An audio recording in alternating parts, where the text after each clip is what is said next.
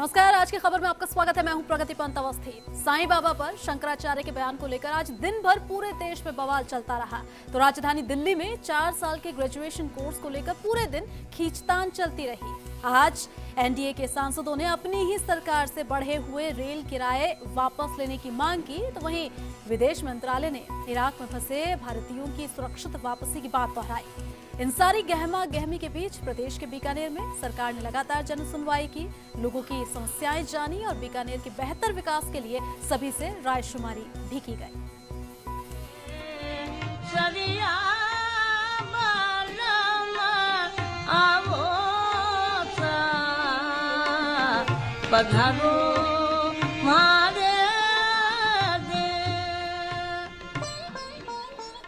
राज्य सरकार बीकानेर में है। नगर नियोजन और सुनियोजित विकास के लिए राज्य ने आला अधिकारियों की यहां बैठक ली। इसमें कई महत्वपूर्ण फैसले लिए गए।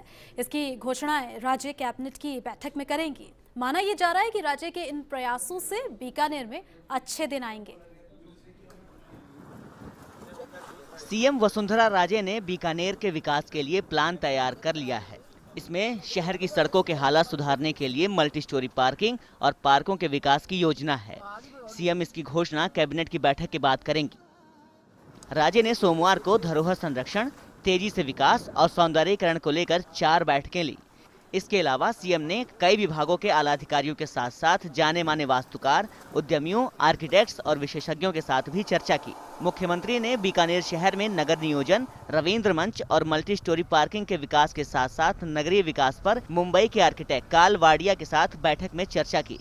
साथ ही गार्डनिंग एक्सपर्ट रवि पुंडे के साथ भी चर्चा की। राज्य ने बीकानेर में डेयरी विकास की संभावनाओं के बारे में नेस्ले कंपनी के प्रतिनिधियों बेनेट, संजय कजूरिया, जुल्फिकार मेमन, प्रमोद गोयनका और राजेश शाह के साथ विचार विमर्श किया। उन्होंने बीकानेर क्षेत्र में ऊर्जा और इंफ्रास्ट्रक्चर के क्षेत्र में नए प्रोजेक्ट्स के बारे में वेल्सपन कंपनी के विशेषज्ञों के साथ चौथी बैठक ली। डेयरी विकास को लेकर हुई बैठक में कृषि, पशुपालन और डेयरी विकास मंत्री प्रभुलाल सैनी भी मौजूद रहे। बैठक में शासन और प्रशासन के सभी वरिष्ठ अधिकारी मौजूद थे। Bureau report, first India news. वैसे मुख्यमंत्री वसुंधरा राजे खुद गांवों और कस्बों के दौरे पर निकली। मुख्यमंत्री सुबह सबसे पहले बीकानेर के पास शोभासर में इंदिरा गांधी नहर परियोजना से पेयजल सप्लाई करने रॉ वाटर रिजर्वेयर पर पहुंची और वहां पर पंपिंग स्टेशन का अवलोकन किया। सीएम ने यहां पंपिंग स्टेशन भवन की स्थिति पर नाराजगी जाहिर की और निर्माण गुणवत्ता पर अफसरों से सवाल किए। सीएम ने जलदाय विभाग की पेयजल परियोजनाओं में सीमेंट पाइपों के उपयोग पर गहरी नाराजगी जताते हुए कहा कि इसकी वजह से पेयजल आपूर्ति समुचित नहीं हो पा रही है। इसके बाद मुख्यमंत्री ने बामनवाली गांव में राशन की दुकान का निरीक्षण किया। इसके बाद सीएम ने लूणकरणसर में जन सुनवाई की और वहां लोगों से समस्याएं जानी।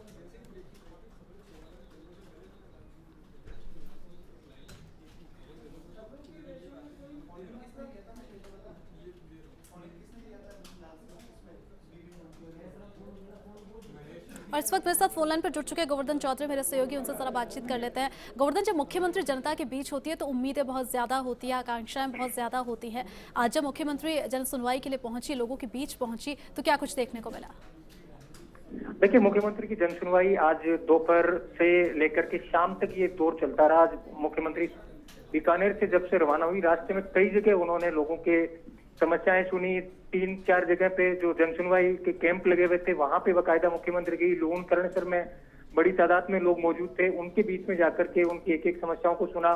फिर लूणकरणसर से रवाना होकर रास्ते के जितने भी गांव थे, चाहे अर्जुनसर हो, वहां पे उन्होंने बिल्कुल दीवार पे बैठ करके खेतदेसी अंदाज में लोगों से बातचीत की और भरोसा दिलाया कि आपकी जो पानी की समस्या है वो दूर होगी, लेकिन कुछ वक्त दीजिए। हर जगह उन्होंने एक ही बात कही कि सरकार की मंशा साफ है और जो इस तरह की बुनियादी ढांचे से जुड़ी समस्याएं, चाहे पानी, बिजली की हो, इनमें थोड़ा दूर करने में, इन समस्याओं को दूर करने में सरकार को कुछ वक्त दीजिए।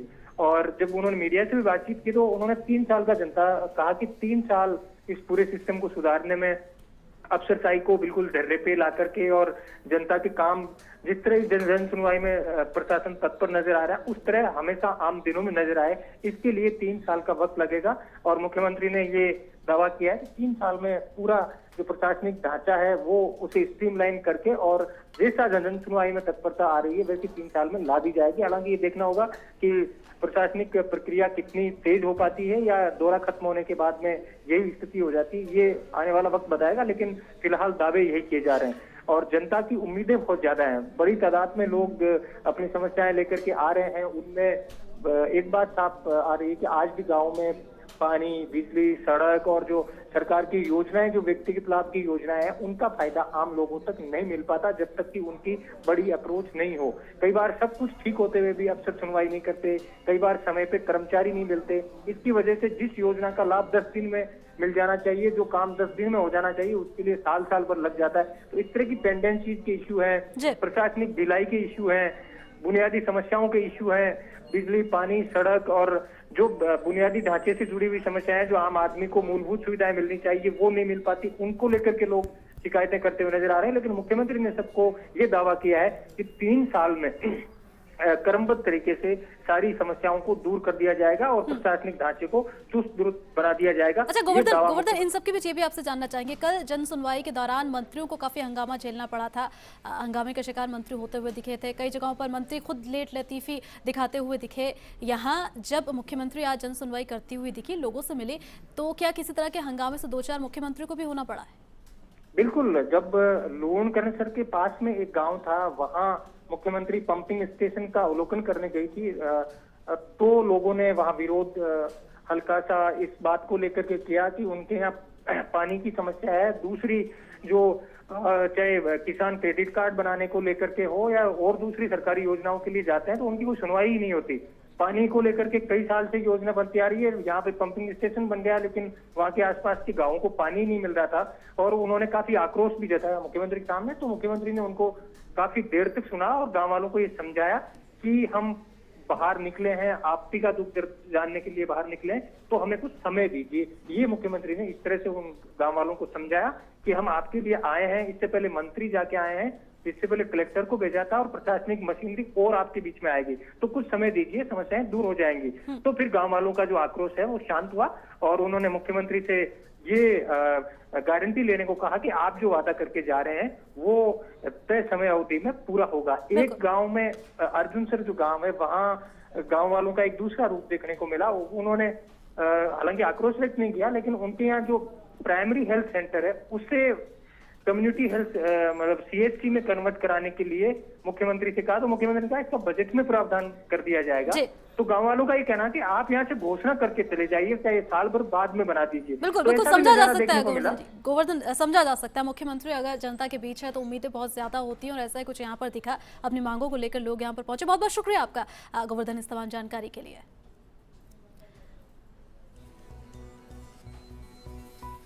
चलिए अपने दर्शकों को अब हम ये सुनाते हैं कि जन सुनवाई के बाद खुद मुख्यमंत्री वसुंधरा राजे ने क्या कुछ कहा।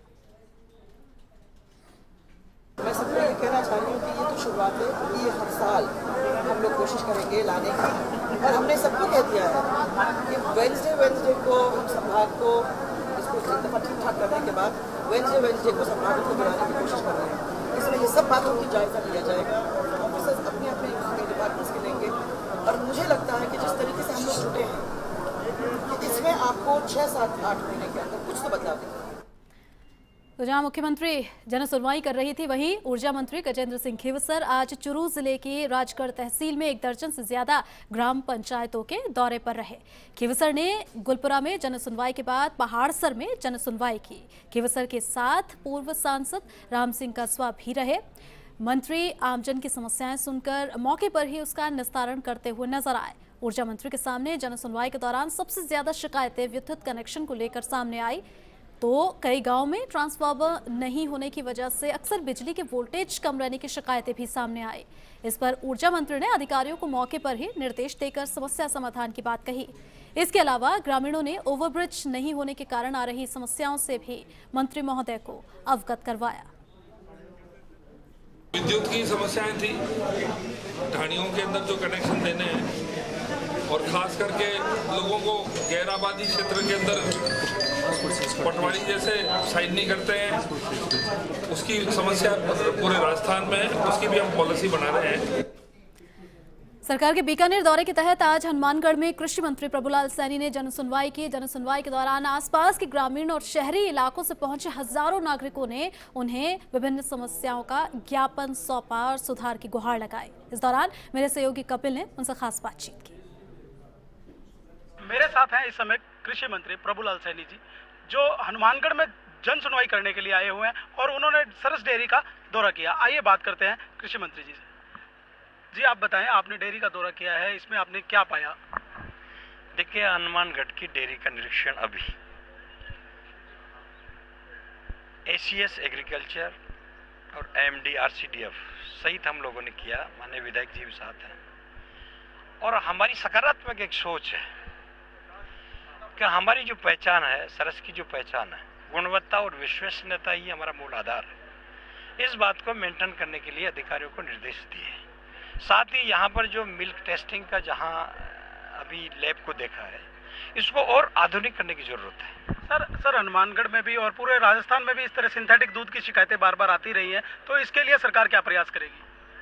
देखिए, जयपुर में हम लोगों ने एक राजस्थान का सबसे बड़ा, पूरे राजस्थान के लिए advance milk testing and research lab स्थापित कर रहे हैं और वहाँ पर हम लोग प्रत्येक जिले का माइनॉरिटी बिना किसी सूचना के हम लोग यहाँ के दूध के कलेक्शंस करेंगे, चाहे वो डेयरी का हो, चाहे वो प्राइवेट सेक्टर का हो, चाहे प्राइवेट डेयरी का हो। हमारे साथ है कृषि मंत्री प्रभुलाल सैनी जी, जिन्होंने ये बताया कि सरकार सकारात्मक सोच के साथ कदम उठा रही है और वो जल्द ही यहाँ राइस बेल्ट की भी घोषणा शायद करवा देंगे। Kapil Sharma, first India, Hanumangarh. तो आज मंत्री भी लगातार तमाम जगहों पर पहुंचे और जन सुनवाई की और मेरे सहयोगी पीयूष जुड़ चुके हैं मेरे साथ फोन लाइन पर, उनसे जरा बातचीत करते हैं। पीयूष, कल का दिन काफ़ी हेक्टिक रहा था मंत्रियों के लिए, तमाम मंत्रियों के लिए। कई जगहों पर ये शिकायतें आई कि देरी से पहुंचे मंत्री और कई जगहों पर ये शिकायतें आई कि मंत्री महोदय पहुंचे ही नहीं। इन सब के बीच हंगामा भी झेलना पड़ा था। आज का दिन कैसा रहा? देखिए, आज का दिन जहाँ तक बीकानेर जिले की बात की जाए तो मंत्री गुलाब चंद कटारिया यहाँ पर मौजूद रहे। उन्होंने यहाँ पर तकरीबन 5 जो जिला पंचायत समितियां हैं वहां पर उन्होंने जनसुनवाई की। हालांकि तबीयत खराब चलने के कारण वो दोपहर 3 बजे जनसुनवाई के कार्यक्रम के लिए बीकानेर से निकले, लेकिन वो गए, जहाँ जहाँ गए वहाँ एक शिकायत कॉमन पाई गई प्रगति, और वो शिकायत थी पानी और बिजली की। क्योंकि पेयजल यहाँ इस क्षेत्र की एक बड़ी समस्या है। ग्रामीणों की खासतौर पर शिकायत थी कि उन्हें पेयजल जो है वो पूरी मात्रा में नहीं मिल पा रहा है, काफी दिक्कतें आती है, काफी परेशानी आती है। और दूसरी जो सबसे बड़ी समस्या थी वो ये थी कृषि कनेक्शन के लिए चाहे बिजली की बात हो या घरेलू कनेक्शन की बात हो, बिजली प्रॉपर नहीं मिल पाती, काफी कई घंटों तक बिजली गुल रहती है। ऐसे में ग्रामीणों को काफी समस्याओं का सामना करना पड़ता है। जहाँ तक बात की जाए दूसरे मंत्री की, वो है जयंत सिंह भड़ाना, जिन्होंने लूणकरणसर में जन सुनवाई की थी। वहां पर भी कुछ इसी प्रकार की समस्या सामने आई। इस दौरान मैं आपको बता दूं कि जो ग्रामीण विकास मंत्री है, पंचायती राज मंत्री है गुलाब चंद कटारिया, उन्होंने अब तक के जो दौरे है उसमें एक बात कॉमन पाई गई कि जहां जहां जिन जिन ग्रामीण इलाकों में जो कर्मचारी लंबे समय से कार्यरत है वहां इस प्रकार की समस्या ज्यादा है, वहां ग्रामीणों की जो शिकायतें है वो ज्यादा है। तो ऐसे में उन्होंने एक बात आज फर्स्ट इंडिया के साथ शेयर करी है कि उनके डिपार्टमेंट से जुड़े कोई भी कर्मचारी या अधिकारी 5 साल तक किसी एक क्षेत्र में रहे हैं, किसी एक स्थान पर रहे हैं, तो वहां से उसका तबादला होना निश्चित है। मतलब उन्होंने क्राइटेरिया तय कर दिया है कि 5 साल कोई भी व्यक्ति, कोई भी अधिकारी, कर्मचारी कभी टिकता है तो उसका स्थानांतरण इस बार जो ट्रांसफर होंगे उसमें होना तय है, खासतौर पर उनके विभाग के जो अधिकारी कर्मचारी। चलिए, बहुत बहुत शुक्रिया पीयूष तमाम जानकारी के लिए। तो मेरे सहयोगी पीयूष शर्मा जैसा कि बता रहे थे कि बीकानेर संभाग के दौरे के दौरान आज मंत्रियों ने फिर से जन सुनवाई की। कई जगहों पर पहुंचे तमाम मंत्री और लोगों की समस्याओं से रूबरू हुए और ऑन द स्पॉट, जो कि सरकार की नीति रही है, इस सरकार आपके द्वार कार्यक्रम के तहत निपटारा करते हुए समस्याओं का दिखे।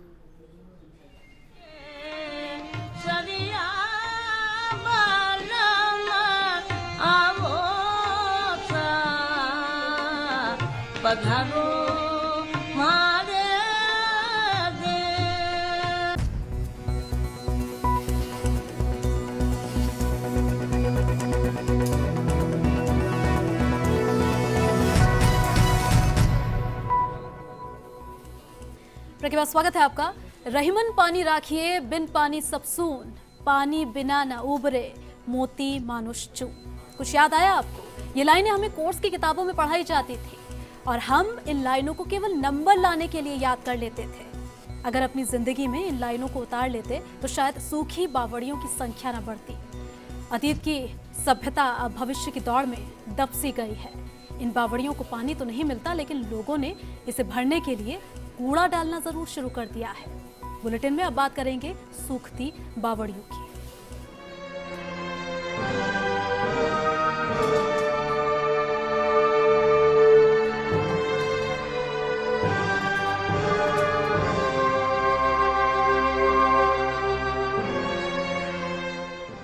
पूरे प्रदेश में जल संकट जारी है और बूंदी जिला भी आज जल संकट से अछूता नहीं है।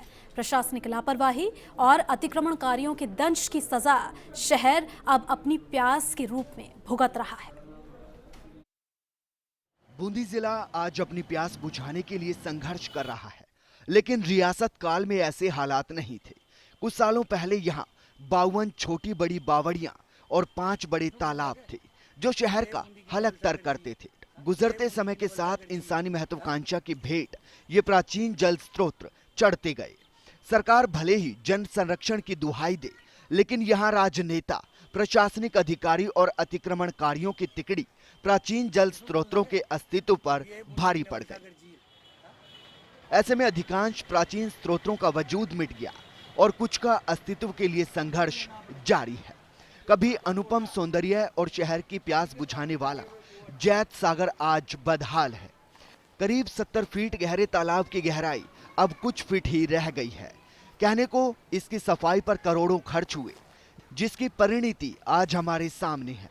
वर्तमान में इसमें आने वाले पानी के रास्तों का मुंह मोड़ दिया गया, जिससे तालाब अपने वजूद के लिए संघर्ष कर रहा है। अब भी समय रहते अगर इन जल स्रोतों की सुध नहीं ली गई तो यहाँ जल कल की बात हो जाएगी। फर्स्ट इंडिया के लिए बूंदी से गिरीश नागर की रिपोर्ट। वैसे समय के साथ बूंदी के प्राचीन जल स्रोत खत्म होने के कगार पर पहुंच गए हैं, लेकिन कभी ये शहर का सौंदर्य बढ़ाने के साथ ही प्यास भी बुझाया करते थे। बूंदी का नवल सागर जो कभी गढ़ और सागर की शोभा बढ़ाता था, लेकिन आज इस खूबसूरती को ग्रहण लग गया।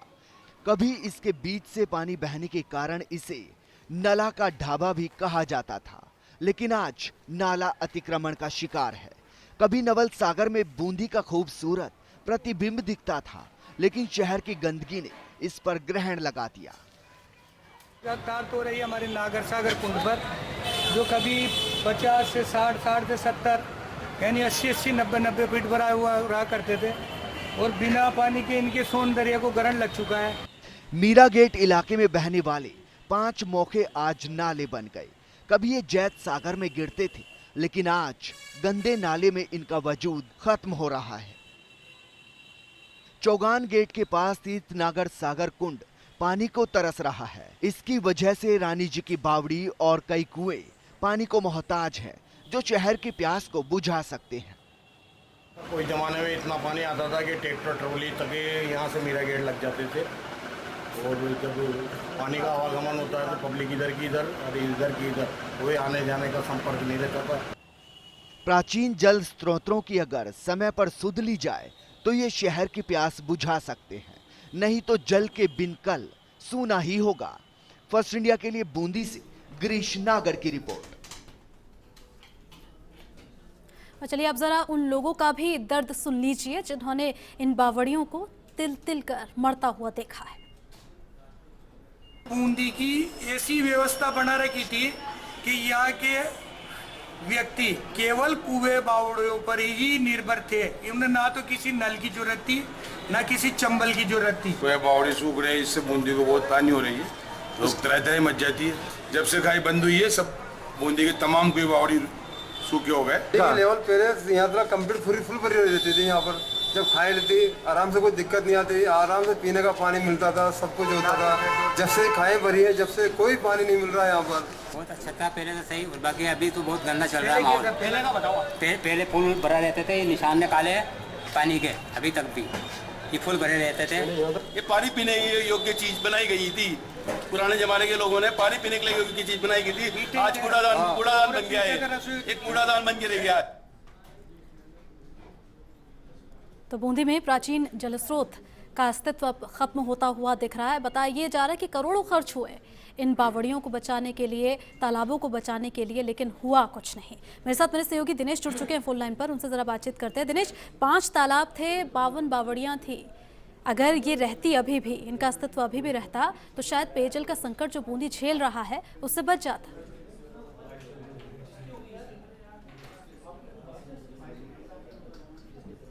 गिरीश, आप तक मेरी आवाज पहुंच पा रही है? गिरीश, मैं जानना चाह रही हूँ आपसे, जैसा कि हमने देखा आपकी रिपोर्ट में कि 52 बावड़ियां और 5 तालाब हुआ करते थे किसी जमाने में, और उसकी वजह से जो भूगर्भ में जो जल होता है उसका स्तर भी ठीक ठाक था, पानी की कोई कमी नहीं थी। लेकिन अब ये जो बावड़ियां हैं, तालाब है, अस्तित्व इनका खोता हुआ दिख रहा है और इस वजह से पेयजल संकट पूरा बूंदी झेल रहा है। अगर ये बची हुई होती बावड़ियां, करोड़ों खर्च भी इन पर हुए, तो शायद ये स्थिति बूंदी को नहीं देखनी पड़ती।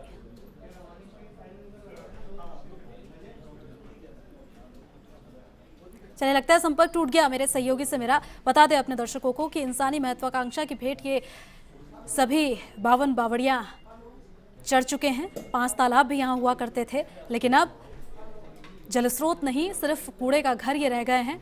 कूड़ा यहाँ डाला जाता है और पानी की मात्रा दिन ब दिन कम होती जा रही है। बूंदी अपने आप में ही जल संकट को झेल रहा है। हालांकि इसे बचाने के लिए प्रशासन की तरफ से करोड़ों रुपए खर्च किए गए, लेकिन नतीजा सिफर ही रहा है।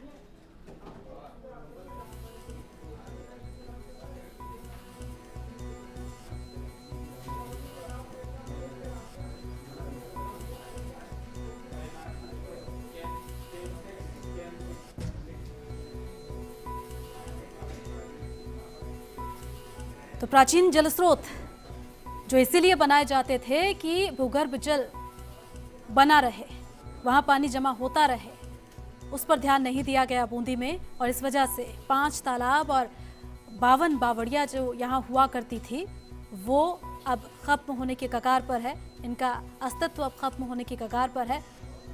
प्रशासनिक लापरवाही का नतीजा ये कि अब ये बावड़ियां कूड़े का घर बनती जा रही हैं।